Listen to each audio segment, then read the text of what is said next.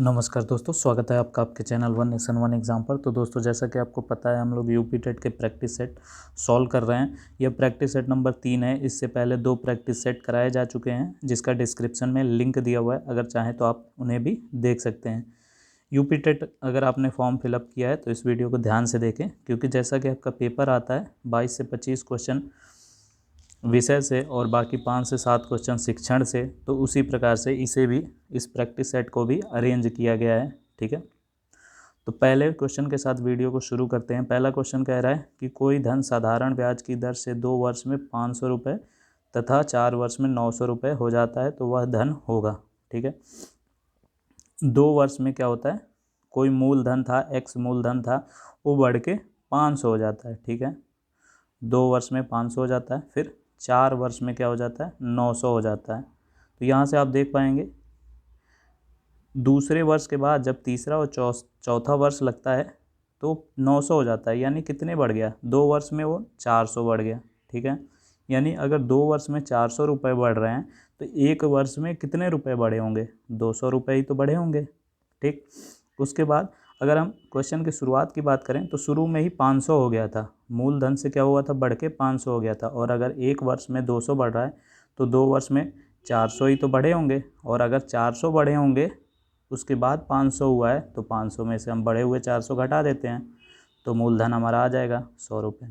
ठीक है, तो क्वेश्चन नंबर 1 का आंसर हो जाएगा ए। अगला क्वेश्चन देखते हैं। अगले क्वेश्चन को 2 प्रकार से किया जाता है, एक दशमलव से हटाकर और दूसरा तरीका है बिल्कुल शॉर्ट तरीका। अगर आप समझ गए तो वो बेस्ट है कि आप तुरंत कर पाएंगे। तो पहले हम देखते हैं दशमलव हटा के। तो क्या करेंगे, यह जो दिया हुआ है इसको लेते हैं 0.1 गुणे 0.1 गुणे 0.1। ठीक है, फिर यहाँ से हम दशमलव हटाएंगे तो नीचे 10 आ जाएगा, फिर यहाँ से भी दशमलव हटाएंगे तो नीचे 10 आ जाएगा, यहाँ से भी दशमलव हटाएंगे तो नीचे 10 आ जाएगा।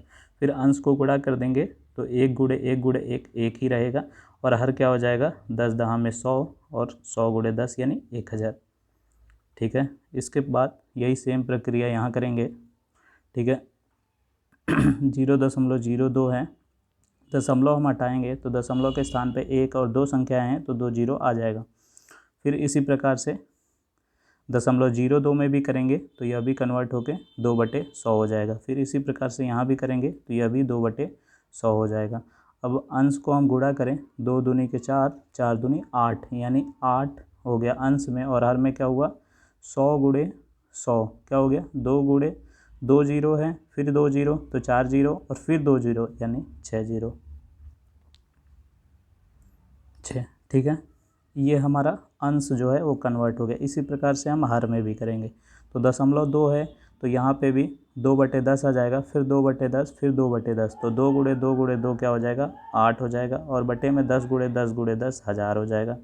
फिर इसी प्रकार से 0.04 गुणे 0.04 गुणे 0.04 में भी करेंगे तो क्या हो जाएगा, 4/100 गुणे 4/100 गुणे 4/100 आ जाएगा। तो 4 गुणे 4 गुणे 4 हो जाएगा 64, और 100 गुणे 100 गुणे 100, जैसे यहाँ हुआ था 6 जीरो, इसी प्रकार से यहाँ भी हो जाएगा 6 जीरो। ठीक है, अब हम क्या करेंगे, ऊपर वाले में एलसीएम लेंगे। तो यहाँ 1000 है, ठीक है, और यहाँ कितने हैं, यहाँ 3 जीरो है, यहाँ 6 जीरो है। ठीक है, तो जो बड़ी संख्या है वो एलसीएम हो जाती है अगर इससे कट पा रही है तो इससे ये कट ही जाएगी, तो एलसीएम क्या आ जाएगा आपका, ये आ जाएगा। ठीक है, एलसीएम अगर ये आ रहा है तो इसमें कितने से गुणा किया हो गया, 3 जीरो थे, 6 जीरो हो रहे हैं, तो 3 ही जीरो से तो गुणा किया गया तभी तो ये 1000 हो जाएगा। और यहाँ पे यही एलसीएम आ रहा है, यानी नीचे कोई चेंज नहीं हुआ तो ऊपर भी कोई चेंज नहीं होगा। तो ये 1000 और ये 8, तो 1008 हो गया। ठीक है, इसी प्रकार से नीचे भी करेंगे तो नीचे भी 6 जीरो वाला एलसीएम हो जाएगा। तो यहाँ 3 जीरो थे तो यानी 3 जीरो से नीचे गुणा हुआ तो ऊपर भी 3 जीरो से गुणा हो जाएगा, तो ये हो जाएगा 8000, और ये हो जाएगा 64, इसमें जुड़ जाएगा तो 8064 आ गया। फिर ये जो एलसीएम लिया था ये इससे कट जाएगा। ठीक है, तो ये दोनों आपस में कट गए, बचा कितना, इतना। ठीक है, अब 1008 का पहाड़ा पढ़ेंगे तो यह कट जाएगा 8 बार में। ठीक है, तो ऊपर आ गया 1008, एक कम में 1008, और नीचे 1008 को 8 से गुणा करेंगे तो 8064 आ जाएगा। तो आ गया 1/8, ये भी आंसर हो सकता है। इसके बाद अगर हम 8 से 1 को काट दें तो 0.125 आ जाएगा, ये भी उत्तर हो जाएगा। अगला क्वेश्चन देखते हैं। एक घनाभ 3 संगत फलकों के क्षेत्रफल क्रमशः x, y, z है, घनाभ का आयतन होगा। एक घनाभ है, ठीक है, ये आपका घनाभ है, इसके 3 फलकों का क्षेत्रफल दिया हुआ है। फलक क्या होते हैं, तो ये जो सामने है ये एक फलक हो गया, ये 2 फलक हो गया, एक ये नीचे वाला 3, एक ये ऊपर वाला 4, और ये एक इस साइड वाला 5, और ये सबसे जो पीछे है वो एक 6 फलक होते हैं जिसमें 3 फलकों का क्षेत्रफल दिया हुआ है, ठीक है, x, y और z। x, y और z, ठीक है। और अगर हम फलकों की बात करें तो ये 2D में आ जाता है, और 2D में किसी भी आयत का क्षेत्रफल क्या होता है, लंबाई गुणे चौड़ाई, तो ये LB हो गया। इसी प्रकार इस फलक की जब हम बात करेंगे तो ये BH हो जाएगा, और जब इस फलक की बात करेंगे तो ये HL हो जाएगा, ठीक है। ये आपको दिया हुआ है। अब आपसे घनाभ का आयतन पूछ रहा है। घनाभ का आयतन क्या होता है, LBH होता है, यही तो फार्मूला होता है। तो अब ये जो दिया हुआ है इसी से हम LBH निकालने की कोशिश करेंगे। तो इसके लिए क्या करना होगा, हमको सारी तीनों इक्वेशन को आपस में हम गुणा कर देंगे। तो क्या हो जाएगा, इसका इसके साथ और इसके साथ गुणा हो जाएगा। तो यहाँ देखिए 2 बार L है तो L स्क्वायर हो जाएगा, फिर B भी 2 बार है तो B स्क्वायर हो जाएगा, फिर H भी 2 बार है तो H स्क्वायर हो जाएगा, और इधर दाएं पक्ष में क्या हो जाएगा, ये भी गुणा हो जाएंगे तो x, y, z आ जाएगा। फिर ये तीनों पे स्क्वायर है तो LBH का होल स्क्वायर हो जाएगा। फिर इधर x, y, z ही रहेगा, फिर इधर स्क्वायर है तो दूसरी तरफ भेजेंगे तो ये रूट हो जाएगा, ठीक है। और LBH ही तो हमको चाहिए था, ठीक है, तो यही उत्तर हो जाएगा रूट में x, y, z। अगला प्रश्न है प्रश्न संख्या 94, जिसमें कह रहा है 100 से 300 के मध्य कितनी संख्याएं 7 से विभाजित होंगी, ठीक है। तो इसके करने का एक तरीका है कि आप जो जहाँ से कह रहा है 100 से कह रहा है ना, तो 100 को 7 से भाग दें, ठीक है। तो 7 एकम में 7 बचा 3, फिर 0 उतारेंगे तो 7 चौक 28, ठीक है। फिर शेषफल बच गया 2, इससे कोई मतलब नहीं है। फिर इसी के बाद जो 300 है बड़ी संख्या, उसको भी 7 से भाग दें, तो ये कितनी बार में कटेगा, 7 चौक 28 बचा 2, फिर 0 उतारेंगे तो 7 दूनी 14, ठीक है। 6 शेषफल बच गया। अब क्या करना होता है, जो छोटी संख्या का भागफल आया और जो बड़ी संख्या का भागफल आया, तो बड़ी संख्या के भागफल से हम छोटी संख्या के भागफल को घटा देंगे। तो 12 में से 4 गया 8, और 3 में से 1 गया 2, तो यही उत्तर हो जाएगा 28, ठीक है। इसके करने का एक और तरीका है कि हम छोटी संख्या अगर 100 को 7 से भाग देते हैं तो यह कटा कितनी बार में, 14 बार में कटा, ठीक है। जिसके बाद शेषफल कितना आया था, शेषफल आया था 2, ठीक है। तो 100 को भाग दे रहे हैं तो शेषफल 2 आ जा रहा है, यानी अगर हम 100 में से 2 को हटा दें तो जो संख्या आएगी वो 7 से कट जाएगी, यानी 98 7 से अगर कट रहा है तो क्या होगा, इसमें जो 7 जोड़ेंगे तो वो भी तो 7 से कटेगा, तो यानी 105 जो होगा वो 7 से कट जाएगा, ठीक है। और इन्हीं के बीच पूछ रहा है इसलिए हम 105 से लेंगे, ठीक है। तो 105 कटेगा, फिर इसके बाद 7 जोड़ते जाएँ तो 112 कटेगा। फिर इसी प्रकार से अब हम बड़ी संख्या में भी यही करके देख लेते हैं। जैसे 300 को भाग दिया था 7 से, तो कितना आया था, शेषफल 6 आया था, तो वही 6 घटा देंगे तो 294 आएगा, ये भी 7 से कट जाएगा, ठीक है। इसके बाद समांतर श्रेणी का फॉर्मूला होता है, उसे लगा सकते हैं, Tn बराबर a plus n-1 into D. Tn यानी 294, a यानी 105, n ही तो हमें ज्ञात करना है कि कितने होंगे n, और -1 इंटू डी। डी का क्या है, कितने ऑफ बीच में अंतर है, डिफरेंस, तो ये है 7, ठीक है। अब हम इसको सॉल्व कर देंगे तो ये दूसरी तरफ जाएगा तो घट जाएगा, ठीक है। तो 294 में से 105 घटा देंगे तो 189 आ जाएगा, या इधर मल्टीप्लाई हो रहा है तो दूसरी तरफ जाके डिवाइड हो जाएगा, तो 189/7 हो जाएगा बराबर n-1। ये -1 इधर निगेटिव का दूसरी तरफ जाएगा तो पॉजिटिव का हो जाएगा, और इसके अलावा 7 से इसको काट देंगे तो आएगा 27, और ये 1 इधर आएगा तो जुड़ जाएगा। तो इस तरीके से भी n की वैल्यू आ गई 28। आप दोनों में से जो तरीका अच्छा लगे उससे कर सकते हैं। अगला क्वेश्चन है, किसी प्रमेय की परिकल्पना और निष्कर्ष को परस्पर बदलने से प्राप्त कथन कहलाता है। परिकल्पना यानी कॉन्सेप्ट को अगर हम निष्कर्ष यानी कंक्लूजन से परस्पर बदल दें तो इसको इन्वर्स कहते हैं, जिसे हिंदी में हम प्रतिलोम कहते हैं। तो ऑप्शन जो सेकंड है वो सही हो जाएगा, प्रमेय का प्रतिलोम। अगला प्रश्न है, एक कस्बे में के 1000 निवासियों में से 60% पुरुष हैं। ठीक है, 1000 निवासी हैं जिसके 60% पुरुष हैं, तो 60% इसका निकाल लेते हैं। 2 जीरो से 2 जीरो कट गया, 60 को अब 10 से गुणा करेंगे तो 600 आ जाएगा। तो ये पुरुषों की संख्या आ गई। अगर 1000 में 600 पुरुष हैं तो महिलाएं कितनी हो जाएंगी, 400। ठीक है, अब देखते हैं। फिर कह रहा है कि जिनमें से 20% साक्षर हैं। ठीक है, एक कस्बे में 1000 निवासियों में 60% पुरुष हैं जिनमें 20% साक्षर हैं। यानी ये जो पुरुषों की संख्या है इन्हीं में से 20% लोग साक्षर हैं। तो 600 पुरुष हैं, उनका 20% निकाल लेते हैं तो कितने पुरुष साक्षर हैं वो निकल आएगा। 2 जीरो से 2 जीरो कट गया, 6 दूनी 12, यानी 120 पुरुष जो हैं वो साक्षर हैं। ठीक है, इसके बाद क्या कह रहा है, यदि कुल 25% निवासी साक्षर हैं। अब कुल की बात आ गई।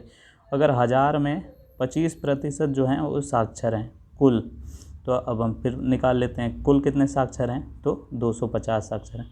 कुल 250 साक्षर हैं 1000 में, 120 मेल साक्षर हैं, पुरुष साक्षर हैं। तो 250 में से हम पुरुषों की संख्या जितने साक्षर हैं उनको घटा देंगे तो कितनी महिलाएं साक्षर हैं वो आ जाएगा। तो वो आ जाएगा 250 में से 120 घटाने पे 130। ठीक है, फिर कह रहा है कि तो कस्बे में कितने प्रतिशत महिलाएं साक्षर हैं। 130 महिलाएं साक्षर हैं 400 में, 130 महिलाएं साक्षर हैं और टोटल महिलाओं की संख्या कितनी थी, 400 थी। तो इसका प्रतिशत निकाल लेंगे, इसलिए 100 से गुणा कर रहे हैं। 2 जीरो से 2 जीरो कट गया, अब 4 से इसको भाग देंगे तो 4 तिहाई 12, बचा 1, तो 4 दूनी 8, फिर बचा 2, तो जाएगा नहीं तो दशमलव लगाएंगे और 4 बचे 20। तो आंसर आ जाएगा 32.5, जो ऑप्शन डी में दिया हुआ है। अगला प्रश्न है, दी गई आकृति का कितना भाग छायांकित है। ठीक है, तो कितना भाग छायांकित है, तो यहाँ गिन लीजिए 1 2 3 4 5 6। 6 पहली लाइन में, तो 6 दूनी 12, 6 18, 18 छायांकित है। इसके अलावा हम गिनते हैं कितने भाग हैं, तो 1 2 3 4, 1 2 3 4, 1 2 3 4, यानी 4 4 8, 4 3 12, और फिर इस लाइन में 12, 12 दूनी 24, 12 3 36, यानी टोटल हैं 36। तो इसको काट देंगे तो 1/2 जो है वो उत्तर आ जाएगा, जो ऑप्शन ए में दिया हुआ है। अगला प्रश्न है, कौन सा संबंध गलत है। तो दोस्तों अब देखिए कौन सा संबंध गलत है। तो इसमें जो ऑप्शन बी दिया हुआ है वो गलत है, क्योंकि 10 की घात -3 डेका मीटर बराबर 1 सेंटीमीटर होता है, या फिर 1 डेका मीटर बराबर 1000 सेंटीमीटर होता है। अगला क्वेश्चन देखते हैं, एक वस्तु का क्रय मूल्य जो है, क्रय मूल्य यानी कॉस्ट प्राइस जो है, वस्तु पर अंकित मूल्य के 64% है। ठीक है, यानी मार्क्ड प्राइस अगर हम मान लेते हैं 100, ठीक है, तो इसका कॉस्ट प्राइस निकल जाएगा इसी के 64%। तो 100 का 64% कितना हो जाएगा, 64 ही तो हो जाएगा। ठीक है, फिर कह रहा है कि खरीद पर 12% की छूट देने पर प्रतिशत लाभ होगा। यानी मार्क्ड प्राइस पर अगर 12% की छूट के साथ उसे बेच दिया जाता है तो इस 64 रुपये पे कितना उसको लाभ हुआ ये बताना है। तो 100 का हम 12% निकाल लेते हैं, तो 100 का 12% 12 आ जाएगा। तो इस 12 रुपये हमने छूट दे दी, तो अब हम 12 घटा देंगे, यानी 88 रुपये में हमने बेच दिया। ठीक है, 88 रुपये हो गया सेलिंग प्राइस। तो 64 का हमने ख़रीदा था, 88 में बेच दिया, तो कितने का फ़ायदा हुआ, 24 का ही तो फ़ायदा हुआ। और किस पे फ़ायदा हुआ, 64 पे। और प्रतिशत निकालना इसलिए 100 से गुणा कर देंगे। अब हम इसको काटेंगे, ये इससे कट जाएगा, तो कितना आ जाएगा, 8 3 24, 8 1 64, यानी 300/8। अब हम 8 से इसको काटेंगे तो आ जाएगा 37.5। यही आपका उत्तर हो जाएगा, जो ऑप्शन डी में दिया हुआ है। अगला प्रश्न है, किस प्रकार के मूल्यांकन का मुख्य अभिप्राय विद्यार्थी को फीडबैक देना है। ठीक है, तो किस प्रकार के मूल्यांकन में फीडबैक दिया जाता है, तो वो होता है निदानात्मक मूल्यांकन, निदान किया जाता है, जो उसमें कमियां रहती हैं, जो कुछ भी रहता है फीडबैक दिया जाता है, या फिर कोई भी आप वीडियो देखते होंगे उसमें कहा जाता है कि इस वीडियो देखने के बाद फीडबैक अवश्य दीजिएगा, तो होता है निदानात्मक मूल्यांकन। अगला प्रश्न देखते हैं, प्रश्न संख्या 101। एक दोपहिए के आगे वाले पहिए की परिधि है 6 फीट, ठीक है, तथा पीछे वाली पहिए की परिधि है 9 फीट। x दूरी चलने पर आगे वाला पहिया पीछे वाले पहिए से 6 चक्कर अधिक चलता है। आगे वाला अधिक चलता है तो हम आगे वाले में से पीछे वाला घटा देंगे, ठीक है। तो x चलनी है दूरी और 6 परिधि है, तो x/6 हो गया, और फिर पीछे वाले पहिए का क्या हो जाएगा, x/9 हो जाएगा। इसी प्रकार बराबर 10 दिया हुआ है। इसके बाद एलसीएम लेंगे तो 9 और 6 का एलसीएम आ जाएगा 18। 6 था, एलसीएम 18 आया, क्योंकि यहाँ 3 से गुणा हुआ तो ऊपर भी 3 से गुणा हो जाएगा, तो 3x। इसी प्रकार 9 था, एलसीएम आया 18, यानी 2 से गुणा हुआ तो ऊपर हो जाएगा 2x, बराबर आ जाएगा 10। यहाँ से क्रॉस मल्टीप्लाई करेंगे तो 118 गुणे 10 हो जाएगा 180, और यहाँ से 3x माइनस 2x हो जाएगा x बराबर 180। यही आंसर हो जाएगा। अगला प्रश्न देखते हैं जो घड़ी से पूछा गया है, ठीक है। तो घड़ी में मैंने आपको एक फार्मूला बताया था जो है 30h + 1/2m डिफरेंस 6m। यहाँ पे सिर्फ आपको h और m की वैल्यू रखनी है, और h और m क्या है, तो 3:40 है। तो h का मतलब r का मतलब घंटे, तो कितने घंटे हो रहे हैं, 3 घंटे हो रहे हैं, तो यहाँ रखेंगे हम 3, ठीक है। तो यहाँ 3 रखेंगे तो 30 × 3 कितना हो जाएगा, 90। फिर कितने मिनट हो रहे हैं, तो m की जगह मिनट रखेंगे, तो यहाँ अगर हम 40 रखते हैं तो 2 से ये कटेगा 20 बार में, तो यहाँ आ जाएगा 20। फिर यहाँ पे भी हम रखेंगे 40, तो 6 × 24, यानी यहाँ आ जाएगा 240। और इस डिफरेंस का मतलब है अगर ये बड़ा है तो इसमें से ये वाला घटाया जाएगा, और ये बड़ा है तो इसमें से ये वाला घटाया जाएगा, ठीक है। तो बाद वाला बड़ा है तो 240 में से हम ये 90 + 20 यानी 110 घटा देंगे, तो 240 - 110 बराबर 130 आंसर आ जाएगा। अगला प्रश्न देखते हैं, एक बेलन, एक अर्धगोला तथा एक शंकु एक समान आधार पर स्थित है। एक समान आधार पर स्थित है यानी सबके रेडियस बराबर है तथा उनकी ऊंचाई भी समान है, यानी रेडियस भी बराबर है और उनकी हाइट भी सेम है, ठीक है। आगे क्या कह रहा है, तो उनके अनुपातों का, आयतनों का अनुपात बताइए। तो सीधे फार्मूला लिखेंगे। बेलन सबसे पहले लिखा है तो बेलन का फार्मूला πr²h, ठीक है। अनुपात अर्धगोले का 2/3 πr³, ठीक है। फिर शंकु का 1/3 πr²h।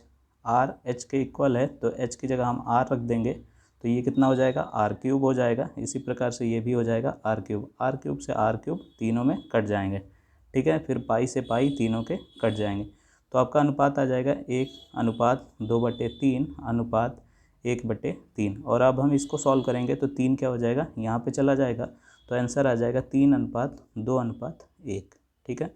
यही आंसर हो जाएगा। अगला प्रश्न देखते हैं जिसमें 4 की घात क्वेश्चन मार्क लगा हुआ है का क्वेश्चन मार्क के परसेंट बराबर 51.2 है, तो क्वेश्चन मार्क्स के स्थान पे क्या होगा। तो सबसे पहले हम क्वेश्चन मार्क्स के स्थान पे x मान लेते हैं। का मतलब मैथ में गुणा होता है, और फिर से क्वेश्चन मार्क है तो यहाँ x, और परसेंट का मतलब % यानी 100 बराबर 51.2, ठीक है। यहाँ से दशमलव हटाएंगे तो नीचे 10 आ जाएगा, फिर 10 दहा में 100, ठीक है। फिर अब इस 10 से इधर गुणा कर देंगे तो 5120 आ जाएगा, और यहाँ पे है 4 की घात x गुणे x, ठीक है, बराबर 5120। अब हम क्या करेंगे, ऑप्शंस में से x के स्थान पे वैल्यूज़ पुट करेंगे, ठीक है। तो सभी को पुट करेंगे, जिसको सॉल्व करने पे 5120 आ जाएगा, वही आंसर हो जाएगा। तो हम x की जगह रखते हैं 5, ठीक है। 4 की घात 5 यानी 4 को 5 पर गुणा करना होगा, और फिर उसके बाद भी x है यानी गुणे 5, क्योंकि x की जगह हमने 5 माना, और इसको हम सॉल्व करेंगे तो आ जाएगा 5120, यही आंसर हो जाएगा। अगला प्रश्न है, गणित के अधिगम के प्रति शिक्षार्थी की संवेदनशीलता जागृत करने के लिए प्रभावी उपाय है। ऑप्शन ए, विषय सामग्री को शिक्षार्थी के अनुभव के क्षेत्र से संबंधित करना, बिल्कुल सही। जो पढ़ाया जाना है उससे संबंधित प्राप्त पूर्व ज्ञान की जांच करना, ये भी सही है। शिक्षार्थी को अवधारणाओं के अनुप्रयोगों से अवगत कराना, जिनमें दैनिक जीवन की स्थितियों से संबंधित अनुप्रयोगों को अधिक प्राथमिकता दी जाए। तो तीनों पॉजिटिव हैं, तीनों सही हैं, तो उपयुक्त सही जो है वो ऑप्शन सही हो जाएगा। अगला प्रश्न है भाग के एक प्रश्न में भाजक भागफल के 10 गुना है, यानी भाजक दिया हुआ है भागफल के 10 गुना, तो भागफल अगर x मानते हैं तो भाजक क्या हो जाएगा 10x हो जाएगा। फिर कह रहा है एवं शेषफल के 5 गुना है, जो भाजक है वही शेषफल के 5 गुना है और शेषफल दिया कितना है 46, तो यही जो है भाजक शेषफल यानी 46 के 5 गुने हैं, तो 5 गुणे 46 हो जाएगा बराबर 10x पहले से दिया हुआ है, तो यहीं से x का मान ज्ञात कर लेंगे। तो 5 दूनी 10 और 2 से कटेगा 46 23 बार में, यानी x बराबर आ गया 23। ठीक है, x 23 आ गया, तो हम x की जगह 23 रख देंगे, तो क्या आ जाएगा भाजक आ जाएगा 230। ठीक है, भाजक आ जाएगा 230 और हमने x माना किसको था भागफल को, यानी भागफल आ गया, भाजक आ गया, शेष आपको ऑलरेडी दिया हुआ है और भाज्य ही तो ज्ञात करना है। तो फॉर्मूला क्या होता है भाज्य बराबर भाजक यानी 230 गुणे भागफल यानी 23 प्लस शेषफल यानी क्वेश्चन में जो दिया है 46। अब हम इसी को हल कर लेंगे, तो 23 गुणे 230 हो जाएगा 5290 और उसमें हम 46 जोड़ देंगे, तो आंसर आ जाएगा 5336। यही आ जाएगा भाज्य और यही आंसर हो जाएगा जो ऑप्शन डी में दिया हुआ है। अगला प्रश्न है 3 चौराहे की ट्रैफिक लाइट क्रमशः 1 मिनट 75 सेकेंड और 90 सेकेंड के बाद बदलती हैं। यदि वे एक साथ 7:50 AM पर बदलें तो वह पुनः एक साथ कब बदलेंगी। ठीक है, इस प्रकार के क्वेश्चन अक्सर पूछे जाते हैं, इसमें डायरेक्ट आपको एलसीएम लेना होता है। तो ये सब सेकंड में दिए हुए हैं, तो हम 1 मिनट जो है उसको भी सेकंड में बदल लेंगे, तो 60 सेकंड 75 सेकंड और 90 सेकंड पे लाइटें जलती हैं। ठीक है, तो क्या करेंगे हम इनका एलसीएम ले लेंगे, तो 60 75 और 90 का एलसीएम आ जाएगा 900। ठीक है, इसका एलसीएम आ जाएगा 900, आप निकाल लीजिएगा एलसीएम 900 आएगा। तो 900 सेकंड के बाद यह पुनः एक साथ जलेंगे। ठीक है, 7:50 पे तो जले ही थे, इसके बाद 900 सेकंड पे पुनः जलेंगे, तो हम इसको क्या कर लेते हैं, इसको मिनट में बदल लेते हैं। उसके लिए 60 से भाग कर देंगे, तो 0 0 कैंसिल और 6 से 90 काटेंगे तो 15 बार में चला जाएगा, यानी 15 मिनट बाद यह पुनः एक साथ जलेंगी। तो 7:50 पे जली थी, उसमें हम 15 मिनट जोड़ लेते हैं, तो 8:05 पर यह पुनः लाइटें एक साथ जलेंगी। अगला प्रश्न है, अगला क्वेश्चन देखते हैं, क्वेश्चन नंबर 8। ठीक है, दिया हुआ है 1.2x बराबर 0.3y, तो क्या करेंगे हम x और y को एक साइड कर लेंगे, तो y उधर मल्टीप्लाई हो रहा है तो बाईं तरफ आके डिवाइड हो जाएगा, तो x बटे में y आ जाएगा 0.3 बटे में 1.2, दशमलव से दशमलव हट जाएगा तो आ जाएगा 3/12। 3 से 12 कटेगा 4 बार में, तो आ जाएगा 1/4। ठीक है, अब यहाँ से हम क्रॉस मल्टीप्लाई करेंगे, तो 4 x के साथ मल्टीप्लाई हो जाएगा, y 1 के साथ हो जाएगा, तो y बराबर आ जाएगा 4x। ठीक है, अब हम इसी y की वैल्यू रख देंगे जो क्वेश्चन पूछ रहा है, y माइनस एक्स, यानी y की जगह 4x माइनस एक्स बटे में y की जगह 4x प्लस x, तो आ जाएगा 3x बटे में 5x, x कैंसिल हो जाएगा, तो आ जाएगा 3/5, जिसके बाद हम काटेंगे तो आ जाएगा 0.6 और यही उत्तर हो जाएगा जो ऑप्शन डी में दिया हुआ। अगला प्रश्न है, दिए गए दंड आरेख में एक फॉर्म का वर्ष 2009 से 2014 तक का गेहूं उत्पादन टन में दर्शाया गया है। विषम वर्षों का कुल उत्पादन सम वर्षों के कुल उत्पादन से कितना गुना है। सम की बात करें तो सम का मतलब होता है इवन नंबर जो 2 से डिवाइड हो जाएं, जैसे कि 2010, 2012, 2014। विषम की बात करें तो विषम यानी जो 2 से विभाजित ना हो, जैसे 2009, 2011, 2013। ठीक है, तो हम क्या करेंगे, इन्हीं को जोड़ लेंगे कि ये कितने गुना अधिक है। विषम का पूछ रहा है कितने गुना अधिक है, तो ऊपर न्यूमरेटर में हम विषम जोड़ लेंगे। 2009 का क्या है 90, ऐसे ही 2011 का क्या है 105 प्लस 75। ठीक है, बटे में हम जोड़ लेंगे सम संख्याओं का जो दिया हुआ है 110 प्लस 130 प्लस 120। ठीक है, जोड़ने के बाद आ जाएगा 270 बटे में 360, 0 0 कट जाएगा, फिर यह कटेगा 3 9 27 और यह कटेगा 3 1 3, 3 दूनी 6, यानी 9/12।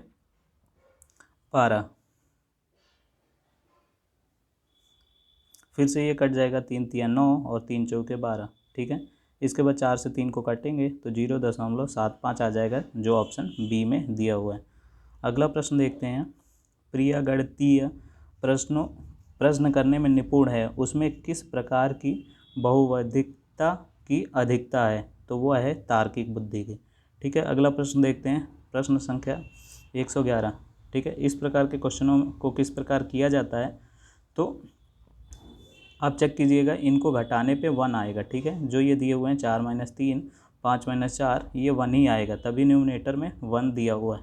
तो क्या करेंगे, हम इसको लिख सकते हैं 1/में √2 प्लस √3 दिया हुआ है, तो 1/में √3 प्लस √2 लिख सकते हैं। फिर इसको हम मल्टीप्लाई करेंगे इसके अपोजिट साइन से, इसमें √3 प्लस √2 है, तो हम इसको मल्टीप्लाई करेंगे √3 माइनस √2 से ऊपर नीचे, ठीक है। तो ये क्या बना, a + b a - b, तो क्या हो जाएगा a² - b², ठीक है। a है √3, तो a² हो जाएगा 3 और b² यानी √2 का स्क्वायर हो जाएगा, तो हो जाएगा 2, और ऊपर क्या है √3 माइनस √2, तो 3 में से 2 गया तो बचेगा 1, ठीक है। इसी प्रकार से सबके हर कट जाएंगे, ठीक है, और पहले बड़ी संख्या माइनस छोटी संख्या आती जाएगी, ठीक है। तो पहले में आएगा बड़ी संख्या माइनस छोटी संख्या, इसी प्रकार से बड़ी संख्या माइनस छोटी संख्या, फिर इसी प्रकार से बड़ी संख्या माइनस छोटी संख्या, फिर इसी प्रकार से बड़ी संख्या माइनस छोटी संख्या, ठीक है। सबके हर कट जाएंगे। तो अब देखते हैं क्या क्या कटता है। तो √3 यहाँ प्लस का है, यहाँ माइनस का है, तो कट जाएगा। √4 यहाँ प्लस का है, यहाँ माइनस का है, तो कट जाएगा। √5 यहाँ प्लस का है, यहाँ माइनस का है, तो कट जाएगा। तो बचा क्या, √6 माइनस √2, तो √2 हम कॉमन ले लेंगे, तो 6 को हम क्या लिख सकते हैं, √2 गुणे √3, तो यहाँ बच जाएगा √3, और ये हमने पूरा कॉमन ले लिया, तो यहाँ बचा 1, तो ऑप्शन डी जो है वो सही हो जाएगा। अगला प्रश्न देखते हैं। 1 सेंटीमीटर भुजा वाले 24 घनों को परस्पर जोड़कर एक ठोस घनाभ बनाया जाता है। यदि इस घनाभ के आधार का परिमाप 12 सेंटीमीटर है तो घनाभ की ऊंचाई बताइए, ठीक है। ये घनाभ है, ठीक है। इसमें ये घनाभ है, 1 सेंटीमीटर वाले घनों को जोड़कर इसको बनाया गया है, ठीक है। यदि इस घनाभ के आधार का परिमाप, यानी अगर इसका आधार ये मान लें जो सबसे नीचे दिया हुआ है, इसका परिमाप यानी किसी भी रेक्टेंगल का परिमाप क्या होता है, 2l + b ही तो होता है। ये 12 दिया हुआ है, तो l + b बराबर कितना आ जाएगा, 2 × 6 = 12 यानी 6 आ जाएगा, ठीक है। इसके अलावा जो घन था उसका घनाभ उसका आयतन कितना था, 24 था, तो इसी से बना है घनाभ, तो इसका भी आयतन कितना होगा, 24 ही तो होगा। और आयतन का फॉर्मूला क्या होता है घनाभ में, तो LBH बराबर 24, ठीक है। अब आप ऑप्शन रख के चेक कीजिएगा कि किसके हिसाब से ये दोनों इक्वेशन बैठ रही है, ठीक है। तो L हम मान लेते हैं 4 है, तो B 2 मान लेते हैं, तो 4 + 2, इसी प्रकार से यहाँ 4 दूनी 8, ये 8 हो गया, तो इधर 8 आ जाएगा, तो 8 × 3 = 24, यानी H आ जाएगा 3, ठीक है। हमने 4 और 2 ही क्यों माना, क्योंकि हमें जोड़ने पे 6 लाना है, ठीक है। तो लंबाई अगर बड़ी है तभी तो इसको हम क्या मानेंगे, पहले 5 मानेंगे, तो ये क्या हो जाएगा 1 हो जाएगा, तो यहाँ 5 × 1 में 5 आ जाएगा, तो इधर बटे में 5 जाएगा, तो काटने पे पॉइंट में आ जाएगा, जो ऑप्शन में नहीं है, इसलिए हमने इसको 4 और 2 माना। अगला प्रश्न है, रवि और अली की कुल आयु जो है, रवि प्लस अली की जो कुल आयु है वो अली और जॉन से 10 अधिक है, ठीक है। इनकी आयु 10 अधिक है, ठीक है। तो इनको भी अगर हम 10 अधिक आयु दे दें तो दोनों आपस में बराबर हो जाएंगे, ठीक है, या फिर इसमें से हम घटा लेते हैं 10 तो भी बराबर हो जाएंगे। तो पूछ रहा है कि जॉन रवि से कितने वर्ष छोटा है, ठीक है।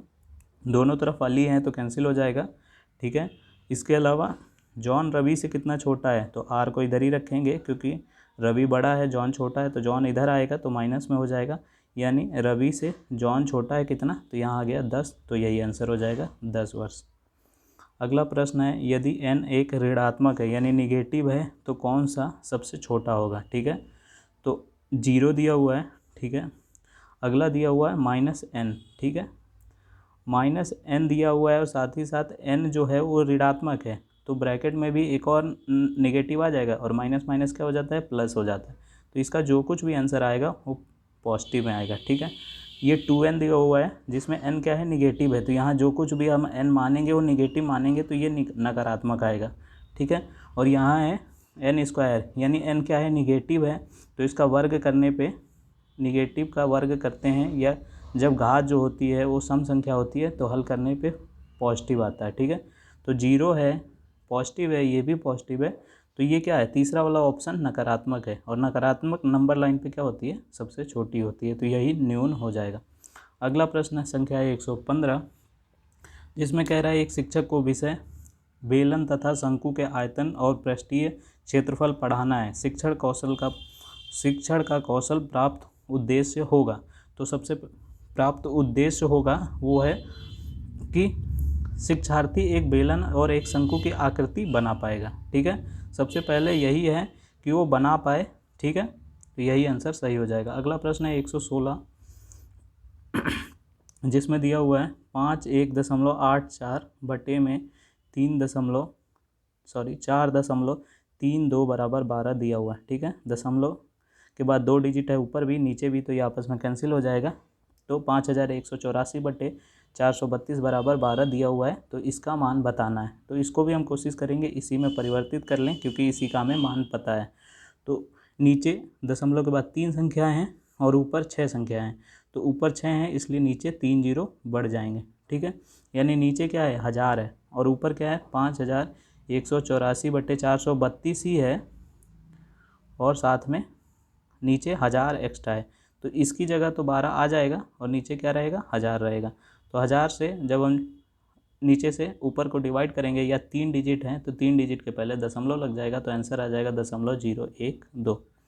अगला प्रश्न है, रूबी के गुल्लक में केवल 50 पैसे तथा 1 रुपये के सिक्के हैं। दोनों प्रकार के सिक्कों की संख्या जो है समान है। मान लेते हैं x सिक्के हैं उसके पास। ठीक है, 50 पैसे के 1/3 सिक्के, 50 पैसे के 1/3 सिक्के, तो अगर तथा 1 रुपये के 1/4 सिक्के निकाल दे तो गुल्लक में 26 रुपये अवशेष बचते हैं।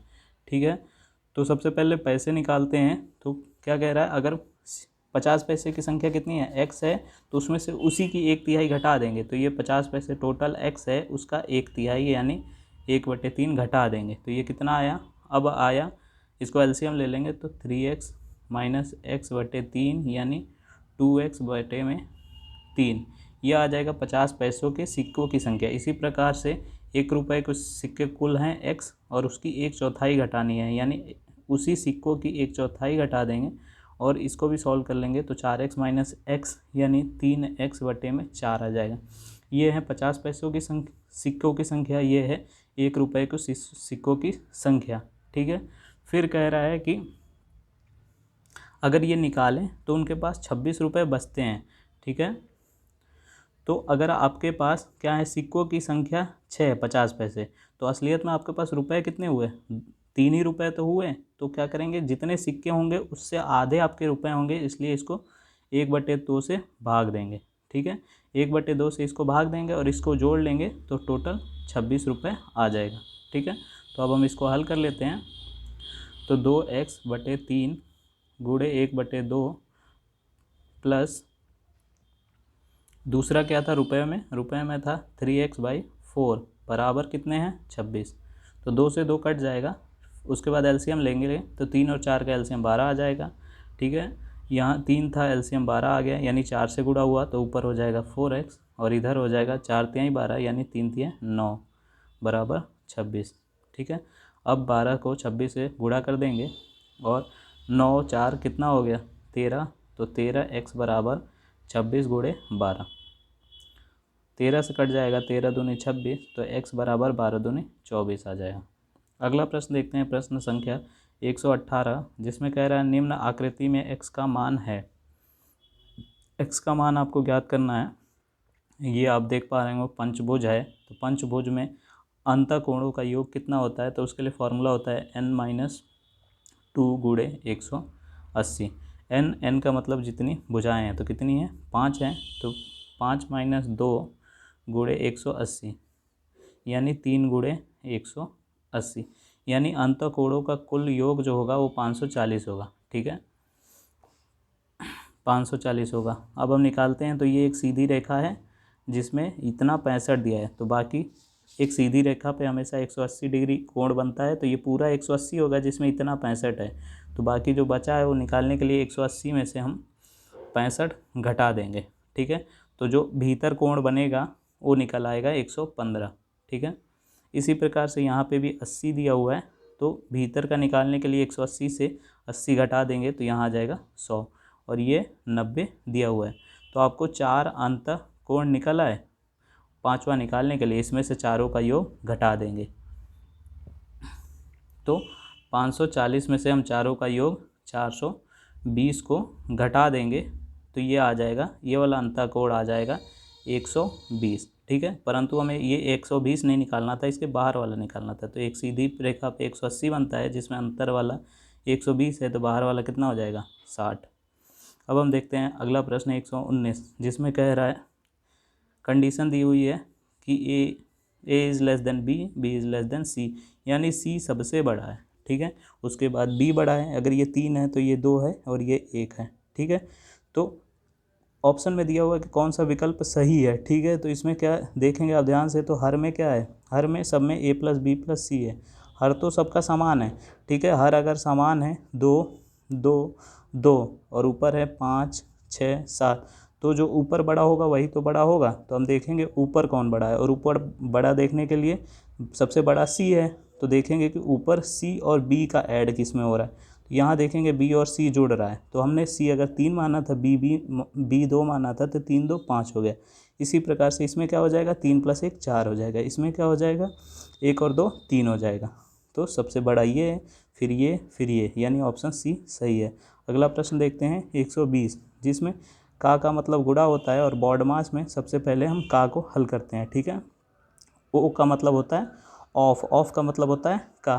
ठीक है, तो हम का को सबसे पहले हल करेंगे, तो 1/5 डिवाइडेड बाई यहाँ का मतलब गुणा, तो यहाँ गुणा करेंगे, तो अंश में गुणा करेंगे तो 1 एकम में 1, हर में क्या हो जाएगा 5 × 25। फिर इसी प्रकार जो ये दिया है इसमें भी यही करेंगे, का मतलब गुणा, तो सबसे पहले गुणा करेंगे तो ऊपर 1 ही आएगा और नीचे आ जाएगा 25 डिवाइडेड बाई 1/5। जब डिवाइड का साइन लगा रहता है तो इसकी बाद वाली संख्याएँ पलट जाती है और यहाँ गुणा हो जाता है, तो यहाँ हो जाएगा गुणा और यहाँ पलट के ऊपर हो जाएगा 25। इससे काटेंगे तो 5वां 25, और इसी प्रकार से यहाँ पे भी पलट हो जाएगा और यहाँ आ जाएगा 5 और ये कटेगा 5वां 25। ठीक है, तो अब आपका आ गया यह 5/1 बटे में 1/5, तो इसका इससे गुणा होता है, इसका इससे गुणा होता है, तो 5वां 25 आंसर आ जाएगा। ठीक है, तो आज की वीडियो यहीं तक। 30 क्वेश्चन हो गए। कमेंट कीजिएगा कि आपके कितने मार्क्स बन रहे हैं। पूरी वीडियो देखने के लिए बहुत बहुत धन्यवाद।